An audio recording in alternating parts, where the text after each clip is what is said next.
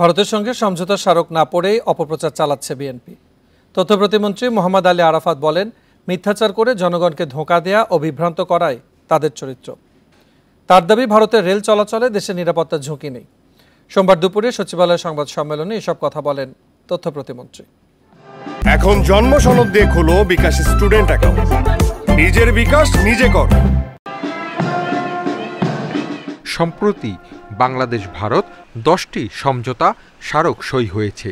সে অনুযায়ী বাংলাদেশের মধ্য দিয়ে চলাচল করবে ভারতের ট্রেন, কিন্তু এ নিয়ে তৈরি হয়েছে নানা আলোচনা সমালোচনা। সংবাদ সম্মেলনে তথ্য প্রতিমন্ত্রী বলেন, ভারতের সঙ্গে সই করা সমঝোতা স্মারক না বুঝেই মিথ্যাচার করছে বিএনপি। বলেন, বিএনপি খণ্ডিতভাবে তুলে ধরে বিভ্রান্ত করছে জনগণকে।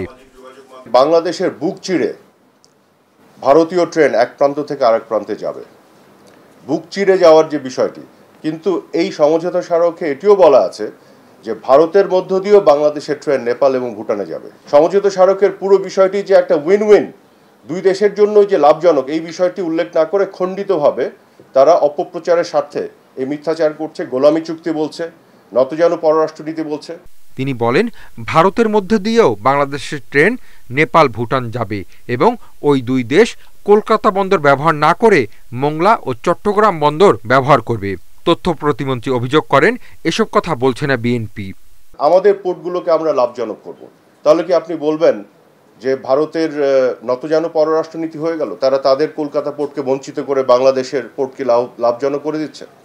বিষয়টি কিন্তু আসলে আঞ্চলিক সহযোগিতার বিষয়, রিজিওনাল কানেক্টিভিটির বিষয়। তো এই বিষয়গুলো না বুঝে এই অসত্য কথাগুলি বলা হচ্ছে।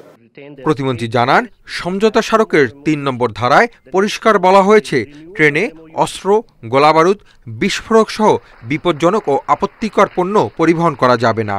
আর 4 নম্বর ধারায় বলা হয়েছে, আইন মেনে বাংলাদেশের ভেতর দিয়ে ট্রেন যাতায়াত করবে। Hasif Mahmud Shah, independent news, Dhaka.